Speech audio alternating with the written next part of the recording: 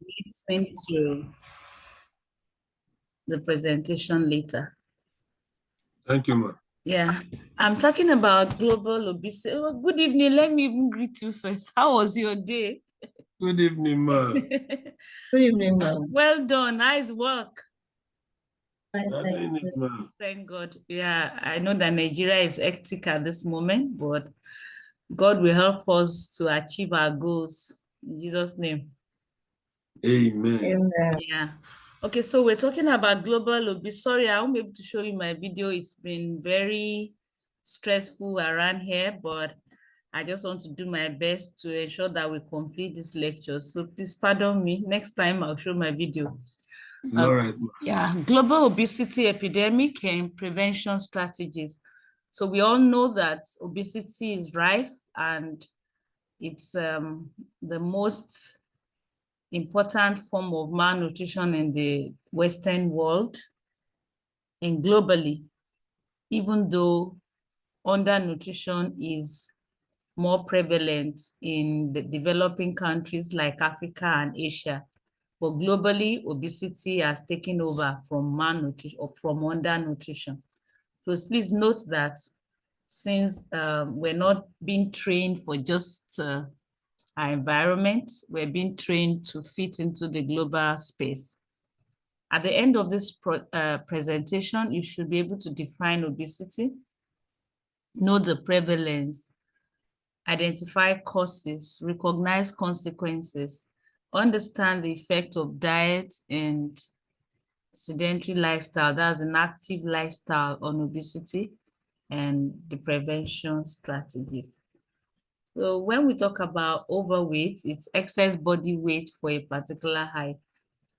You must always talk about overweight in relation to height. You cannot say someone is overweight by just looking at the person. But obesity is not just excess body fat in relation to height, or when you measure body fat with bioimpedance analysis. What is more important is that no matter the level of fat, if it impairs health, then it's obesity. So most of us already know that we assess body mass index by dividing weight in kilograms by height in meters square.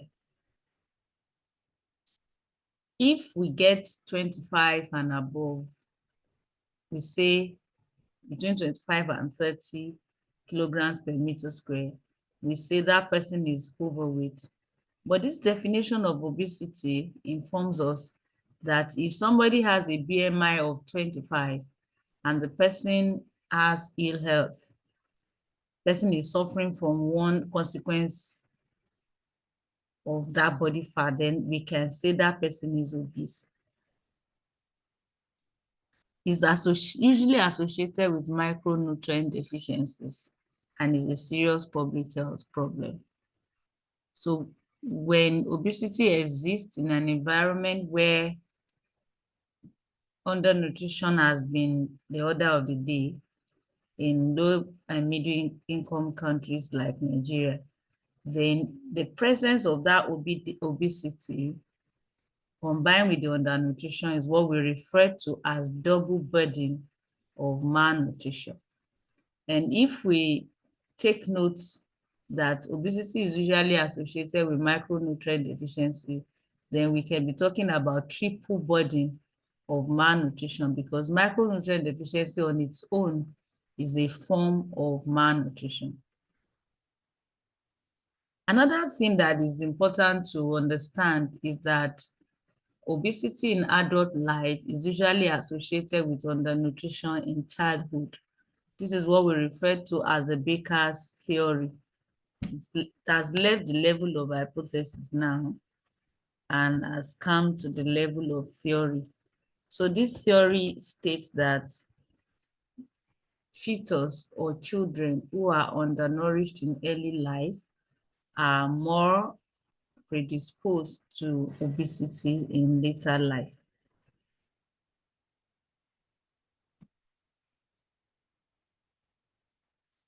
In children, when a child has been assessed and the level of the malnutrition is obesity, we simply refer to such children as being overweight to avoid stigmatization. There are different methods of classification based on age groups. The first one and the oldest is the WHO classification. And this usually for children between age 5 and 19 years. So they use body mass index for age to plot a chart, and that graph is compared with standards. So road to head charts, sometimes it's green color or otherwise. They are standard charts that are used for assessment of children. So when a child comes to the clinic, the first thing you ask of is the age. And then for every child, you must measure the height and the weight. So with those three parameters, you can form different kind of indices. If you check the weight and you compare to the age and put it on the chart and is greater than 1 standard deviation, you are talking about overweight now. If it's greater than 2 standard deviation, obesity.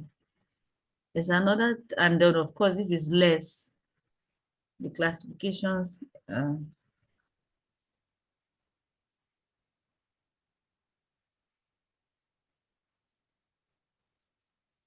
if it's less than 1 standard deviation, then you'd be talking about undernutrition.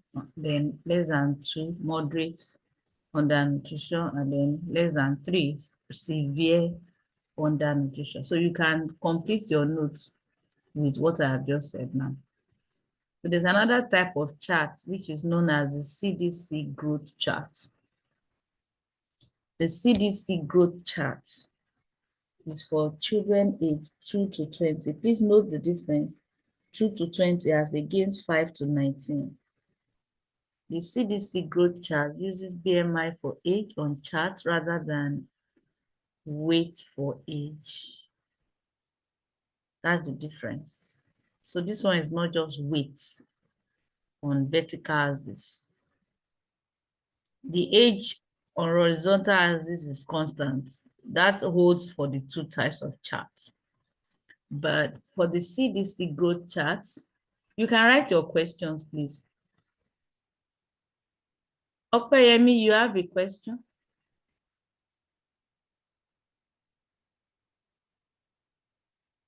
Opeyemi raised up her hand. You want to say something right away? Yes, ma.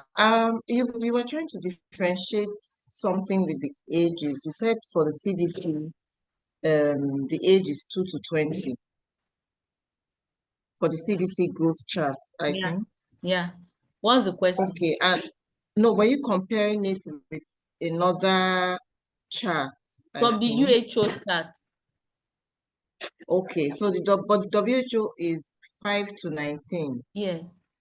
So what you're trying to say is that it's a narrower because it's the 2 to 20 encompasses 5 to 19 as well. Definitely. So is it that it's a narrower, it's not as wide as for the CDC? And I think it's not an issue of narrow or wide. I think it's just a matter of because the age group on the WHO it is also overlaps. found. Yes, Yes. it overlaps. So it's just like saying, I'm trying to get an illustration. Is like somebody buys Bicham amoxicillin, and another person buys amoxil. You can't use the two together. They are just 2 different brands. Does that make sense? Yeah. Anyway, let's just note okay. that for a long Right. time we were using these WHO charts. Okay. That's what we were using for a very long time. And there's a type of that WHO chart too that you can just, I don't know if you have seen one card that is green. We call it Road to Health chart. It's for age 0 to 5. So for the purpose of this lecture, just know that there are different types of charts. That's the first thing to note. There are different types of charts. And it depends on what you are interested in. So just bear it in mind that this CDC growth chart is like the latest form of charts. And what is peculiar about it is the fact that it does not just take the age and weight into cognizance. It brings out the fact that age and weight is not enough. We bring in the height. And as we bring in the height, we're able to measure the body mass index. But the body mass index cannot be used to judge their nutritional status like adults, because they are likely to judge wrongly, which you will see very shortly. So we put the BMI on the chart and compare it, with the age to really determine the real nutritional status. So I think I should just go on straight to that so that you understand what I'm saying better. Can you see the chart being displayed on the screen? Yes, Yes, ma'am. Okay, so like I said, there are different types of charts. There are many. There are charts for head circumference, charts for stunting, charts for body mass index for age. So this particular, and there are charts for boys, there are charts for girls. So the important thing is to look at what you really want to do, what you want to achieve, and use the appropriate chart. Let's assume that we're picking a boy of 10 years according to this chart. So that 10-year-old boy is qualified to use the CDC chart because it's within 2 to 20. That's the first thing. We measure the height, measure the weight, and obtain a body mass index of 23. So if we don't talk about a chart and you just pick a boy with body mass index of 23, what would you say about that person, about that boy's nutritional status? Would you say it's normal, overweight, or obese? Which one? BMI of 23. If you were not told the age, you just hear that somebody has a BMI of 23, what would you say? What would be your judgment? I'll say it was normal. You will say normal, okay. But you will appreciate the use of this chart if you look at the first point, on the chart, which is at the level of age 10 and body mass. If you trace the horizontal axis from age 10 and the vertical axis from BMI of 23, can you see that point?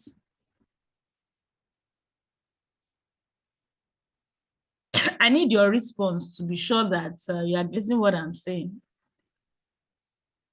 Yes, ma'am. There's a blue spot. Thank you. So that blue point at the level of age 10 and BMI of 23 is falling outside the 95th percentile.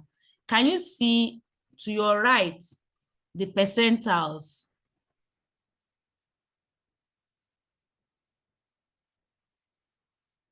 To your right, look at the percentiles. Can you see that the outer border of the yellow section is 95th percentile? Can you see that? Yes, ma'am, but I think it will help if you use your cursor or your... I can't use cursor on laptop. I need you to just follow quickly so that I'll get done with this lecture. There's no way I can be using cursor. I'm on my laptop. I'm in your bedroom or somewhere. what you need to do is to just follow what I'm saying. Or we are on the vertical axis to the right. Are you looking at the right side of the vertical axis?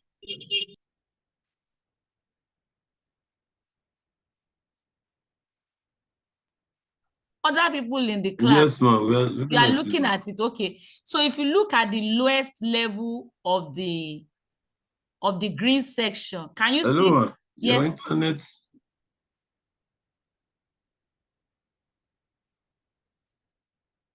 I can't hear you.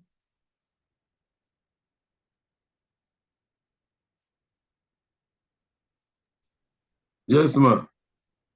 What is the problem? Is it that you can't hear me or it's slow? Yes, ma'am, we can see it. Okay, so I just need someone to let me know if you can see where 50%. No, at the point, your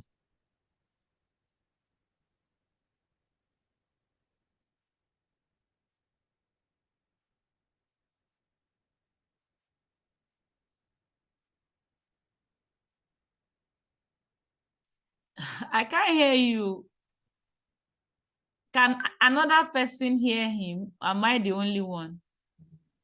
I can hear you, ma'am. You can hear me? Okay. So please note your questions so that I'm just pushing my body to get through this.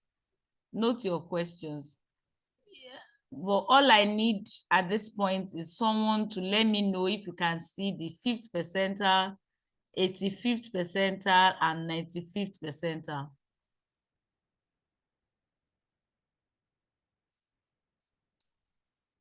Nobody can see it on the right side of the vertical axis. We can see it. Thank you. God bless you. So the green section is 5th to 85th percentile. So that means most children will fall within that section, and some will fall between 85th and 95th. So if you plot someone's BMI and age, and it falls within the green section, that's between 5th and 85th, that is normal. Then between 85th and 95th is overweight. Then above that 95th is obese. So even though the BMI is 23, you can't conclude on the nutritional status until you plot it, and plotting it, we can see that is above 95th percentile. So that's the understanding that we need.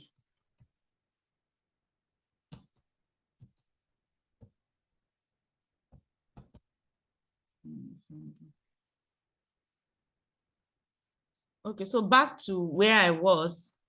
The CDC growth chart uses BMI for age, and you have looked at the chart, BMI on the vertical axis, age on the horizontal axis. And so if the plot of the BMI for age is less than 5th percentile, that child is underweight. If it's between the 5th and 85th, the child has LD weight.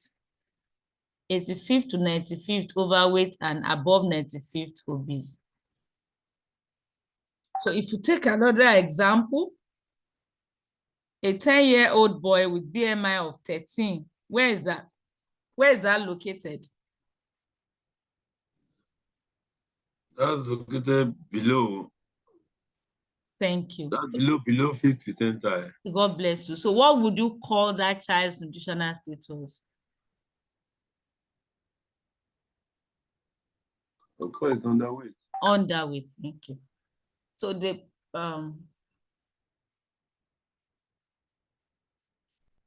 concerning the prevalence of obesity, just note that it keeps increasing. If we check today now, we'll find another figure. And the rate of increase is about 30% higher in developing countries compared to developed countries.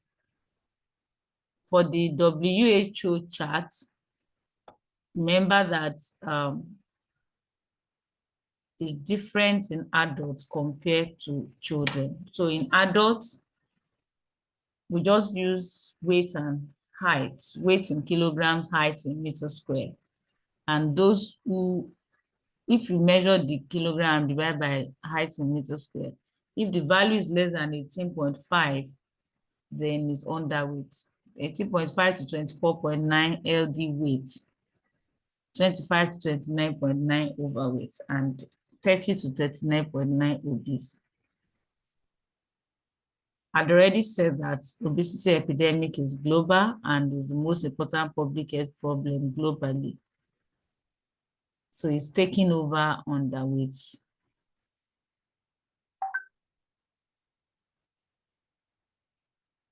Now we know that more than 1/3 of US adults are obese, approximately 6% with a BMI of over 40 kg per meter square.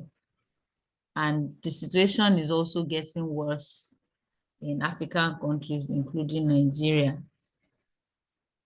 The major causes of obesity are genetic, environmental, behavioral, but most importantly, the interplay between these three factors.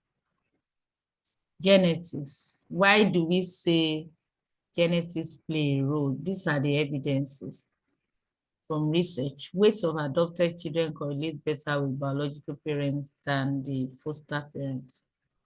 Body mass index of identical twins that are reared apart are similar to show that there's a genetic component. Monozygotic twins are more similar in fat deposition and weight than dizygotic twins. And then sometimes we need to know that obesity can run in families not only because of genetics, but also because of habits. So in families where people like to fry things, eat processed foods, it might not be because of the gene, but just because of their habits. So apart from gene, we say there are environmental factors, such as easy access to highly processed foods and drinks, low cost of junk foods. And then the restaurants are increasing the sizes now, so the big portion size is also a problem.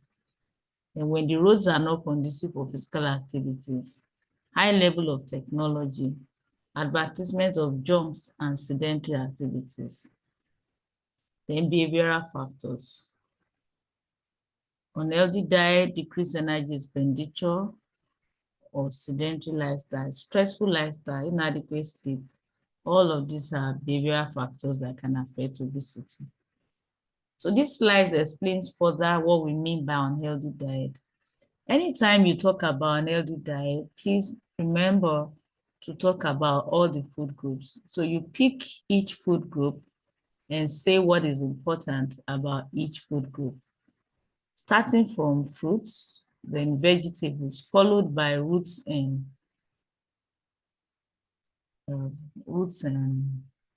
what do you call it, tubers.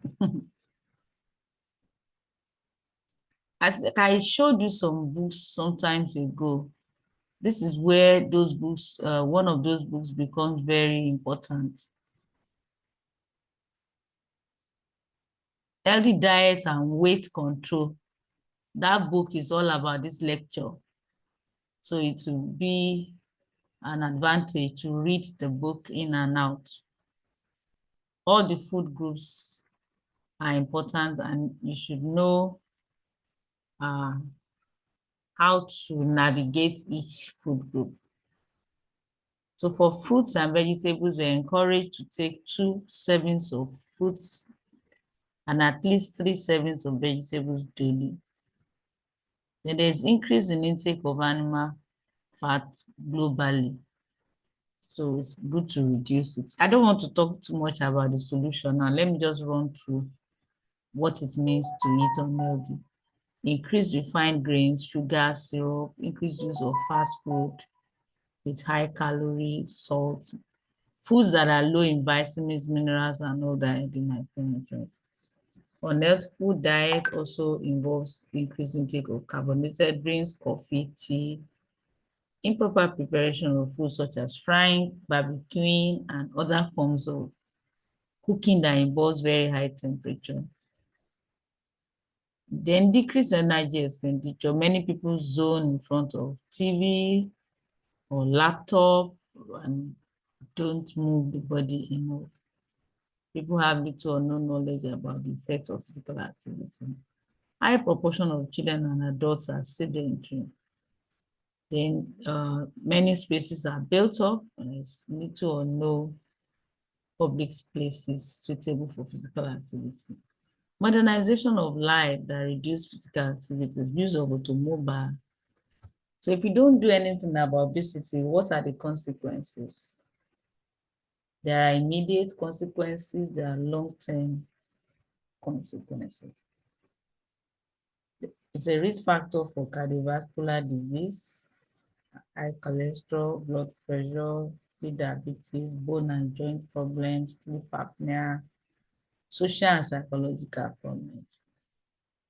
So all these diseases that are known as non-communicable diseases are associated with obesity.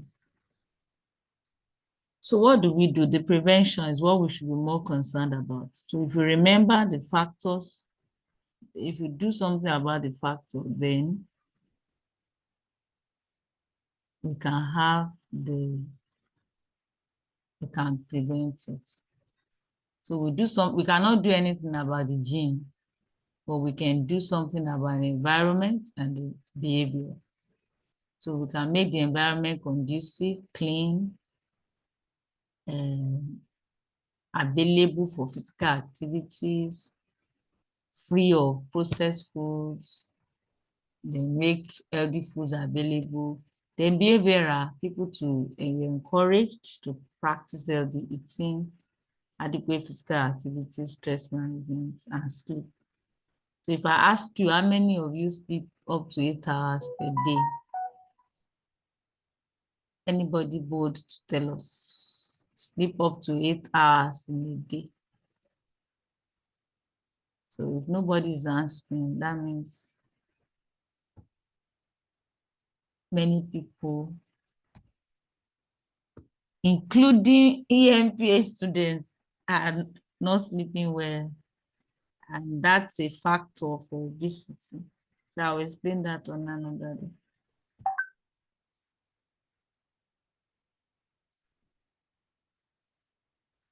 So it's important to intervene at all levels, including national policy, to encourage mechanized farming, controlling food importation and labeling, creating facilities for sports, walkways, lifestyle education program, just doing things that are opposite the bad habits and behavior, healthful foods, mindful eating, and then encourage people to start with small changes.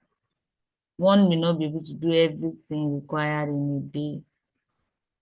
Then resisting temptation to always clean the plate. Encourage physical education in schools. So if you go through that book and these slides, you have better understanding of what healthy diet is.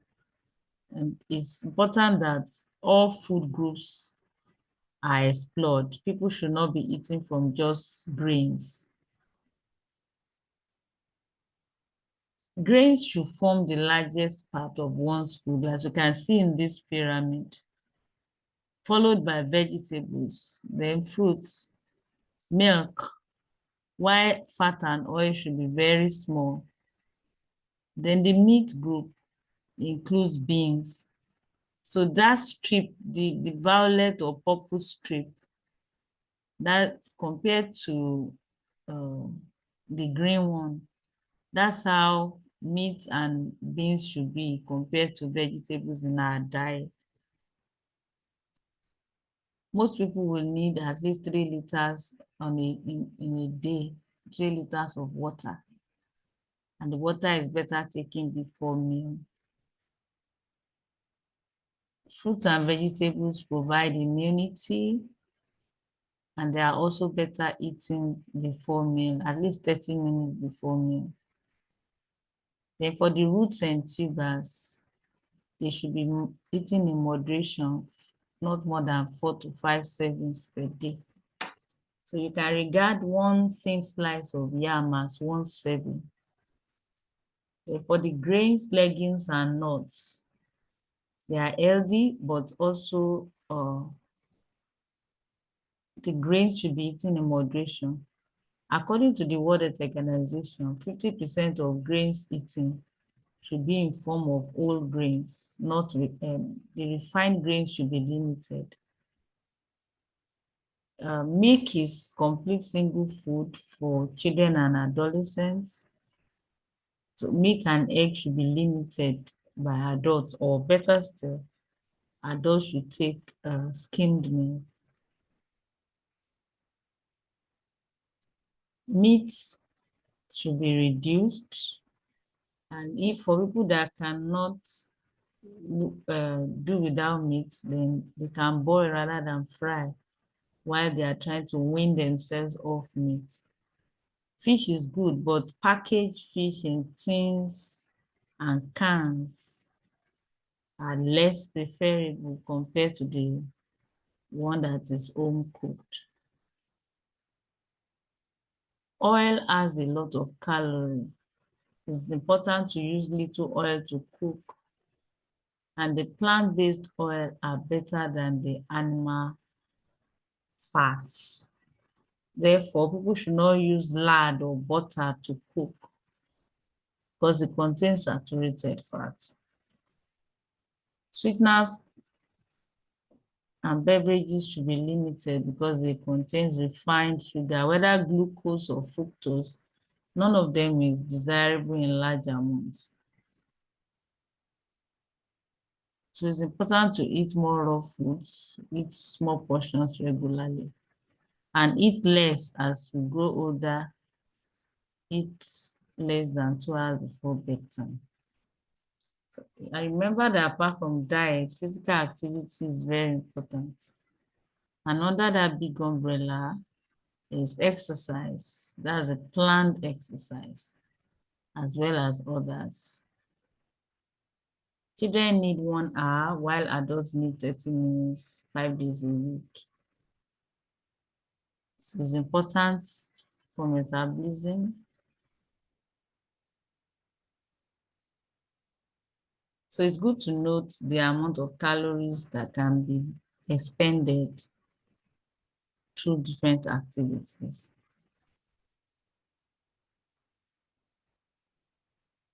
Adequate rest is important because when you sleep well, you are able to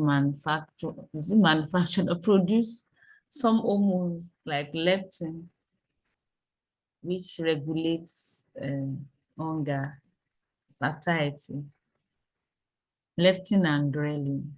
So when you don't sleep well, there will be a lot of ghrelin. You feel hungry. You won't know that you're hungry for sleep. You go ahead and eat more. That will lead to obesity. Stress hormones like cortisol also encourage deposition of fat. So I encourage you to practice these things so that you don't learn them just to be an expert, but you practice them by yourself. When you practice them, then you are able to assist other people because it has become a part of you. Drinking enough water, eating a wide variety of food, not just rice, including 5 servings of fruits and vegetables. Choosing whole grains instead of refined packaged grains. Then legumes and nuts every day. Reduce animal food. Reduce drinks. Balance intake with expenditure of energy. Adequate sleep and rest, stress management. Then reduce ailments and chronic diseases if you do all these things. Thank you. If you have any question now, you can ask your question.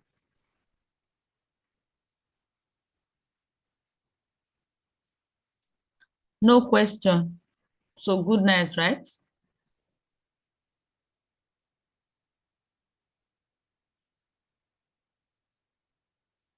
Ms. Adebeku, please talk.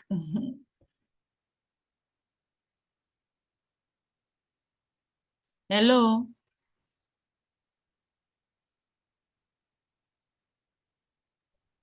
Hello, ma'am. Yeah.